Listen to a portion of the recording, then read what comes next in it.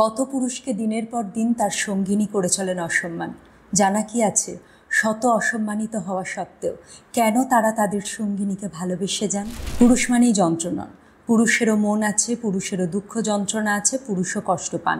তাই যারা মনে করেন একটি সম্পর্ক ভেঙে যাওয়ার মূল কারণ পুরুষের মেনে নিতে না চাওয়া বা মানিয়ে না নেওয়া, তাদেরকে বলি সকল নারী যেমন এক নন, সকল পুরুষও তেমন এক নন।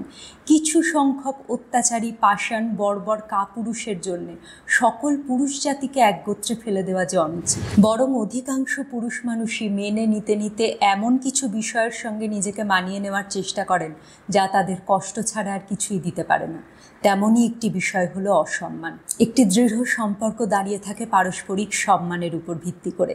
সেখানে একজন পুরুষ যদি তার সঙ্গিনীকে অসম্মান করেন তা যেমন অন্যায়, একইভাবে একজন নারী যদি তার সঙ্গীকে অসম্মান করেন তা কিন্তু সমানভাবে অন্যায়। আর অসম্মানিত হতে কার ভালো লাগে বলুন?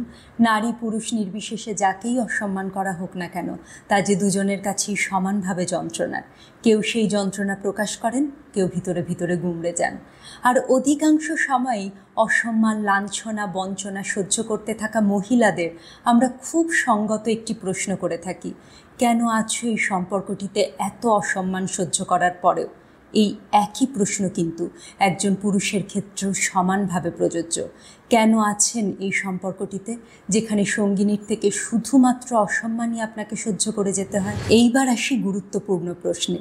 সত্যি কি আপনার জানা আছে কেন এত অপমানিত হওয়ার পরেও আপনি আপনার সঙ্গিনীকে ভালোবেসে এই সম্পর্কটিতেই আটকে থাকতে চান? প্রথম সম্ভাব্য কারণটি আলোচনা করতে ফিরে যাওয়া যাক শৈশবে। শৈশবের না পাওয়া এর অন্যতম প্রধান কারণ। বেশ, বিষয়টি একটু বুঝিয়ে বলি। একজন নারীর জীবনের প্রথম পুরুষ যেমন তার বাবা, একইভাবে একজন পুরুষের জীবনেরও প্রথম নারী তার মা।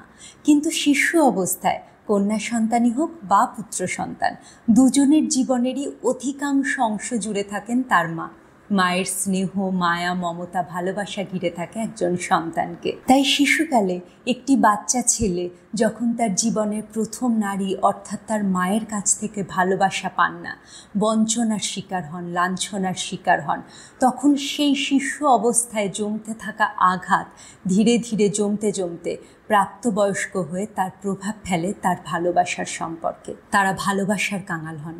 তাদের জীবনের মূল লক্ষ্য থাকে তাদের জীবনে যে নারী রয়েছেন তার কাছ থেকে তাকে ভালোবাসা পেতেই হবে। তাই সেই নারী যদি তাকে শত অপমানও করেন তিনি তা মুখ বুজে সহ্য করেন, কারণ তার বদ্ধ ধারণা তিনি যদি বিষয়টিকে গুরুত্ব দেন তবে তাদের সম্পর্ক ভেঙে যাবে, কারণ তিনি আর ভালোবাসা হারা হতে চান না। আরও একটি গুরুত্বপূর্ণ বিষয় হলো, যে সকল পুরুষ অসম্ভব নিরীহ, খুবই ভীতু প্রকৃতির, তাদের সব সময় নিজেদের যোগ্যতা নিয়ে নিজেদের মনে প্রশ্ন আসে। তাদের মনে হয় তারা কোনো বিষয়ে যোগ্য নন এবং তাদের ভিতর আত্মসম্মান বোধের অভাব দেখা দেয়।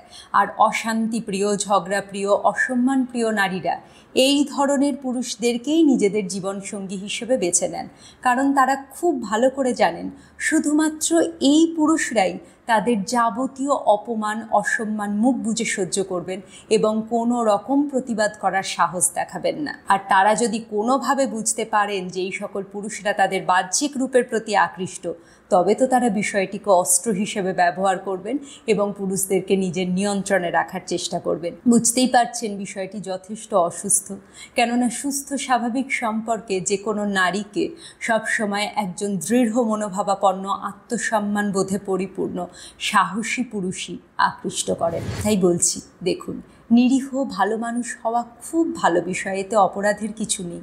কিন্তু আপনার সেই ভালো মানুষের অসৎ ব্যবহার করে যদি আপনার সব থেকে কাছের মানুষ মানে আপনার সঙ্গিনী আপনাকে অসম্মান করেন, তা যে কাম্য নয়। আপনার সঙ্গিনী যদি আপনাকে অসম্মান করেন তবে অন্য আর 5 জন তো আপনাকে অপমান করার সাহস পাবেনই। তাই নিজেকে একটু পাল্টানোর প্রয়োজন, যাতে কেউ আপনাকে অসম্মান করার কথা মাথাতেও না নিয়ে আসতে পারে। প্রথমেই বলি, নারীরা কিন্তু সচরাচর মিথ্যে কথা বলেন না। তারা তাদের পোশাকের ধরন, সাজ, অতীত সম্পর্ক নিয়ে তাদের মত প্রকাশ, সমস্ত কিছুর মাধ্যমে এই সম্পর্কের শুরুতেই তাদের ব্যক্তিত্ব সম্পর্কে বেশ স্পষ্টভাবে জানান দেন। তাই আপনার যদি মনে হয় তার যাবতীয় সংকেতগুলির মধ্যে নেতিবাচকতার প্রভাবই বেশি, এবং তা যদি আপনি ইগনোর করার চেষ্টা করেন তবে কিন্তু পরবর্তীতে গিয়ে সমস্যা বেশ ভালো রকমই বাড়বে। তাই আপনার কাছে অনুরোধ, সম্পর্কের শুরুতেই যদি ভালো লাগার নারীটির থেকে আপনি লাল সংকেত পান তবে তা উপেক্ষা করবেন না। যেভাবেই হোক আমাকে ভালোবাসা পেতেই হবে, তার জন্য আত্মসম্মানবোধ বিসর্জন দিতেও রাজি, এমন মানসিকতা থেকে নিজেকে বের করে নিয়ে আসুন। যদি দেখেন আপনি আপনার সঙ্গিনীর দ্বারা বারে বারে অসম্মানিত হচ্ছেন তবে তা মেনে নেবেন না। আপনি যত মেনে নেবেন আপনাকে কিন্তু অপমান করা তার আরও বাড়বে। তাই নিজের চারপাশে একটি গণ্ডি তৈরি করুন যাতে সেই গণ্ডি লঙ্ঘন করে আপনাকে কেউ অসম্মান করার সাহসটুকুও না পায়। আর সেই কারণে নিজের ভিতরের আত্মসম্মান বাড়িয়ে তুলতে হবে, যা আপনাকে দৃঢ় মনোভাবাপন্ন করতে সাহায্য করবে। আর সর্বোপরি নিজেকে ভালোবাসতে হবে, নিজেকে সম্মান দিতে হবে। কেননা আপনি যখনই নিজেকে ভালোবাসবেন, নিজেকে সম্মান দেবেন, তখনই অন্যজন আপনাকে ভালোবাসবেন এবং আপনাকে সম্মান জানাতে বাধ্য হবেন। আজ তবে আসি, দেখা ও কথা হচ্ছে পরবর্তী ভিডিওতে। নোটিফিকেশন পেতে সাবস্ক্রাইব করতে পারেন আমার ইউটিউব চ্যানেল, অথবা ফলো করতে পারেন আমার ইনস্টাগ্রাম হ্যান্ডেল নামফিট ফিউশন ডান্স। লিঙ্ক ডেসক্রিপশন বক্সে দেওয়া থাকবে। Stay fit, stay happy.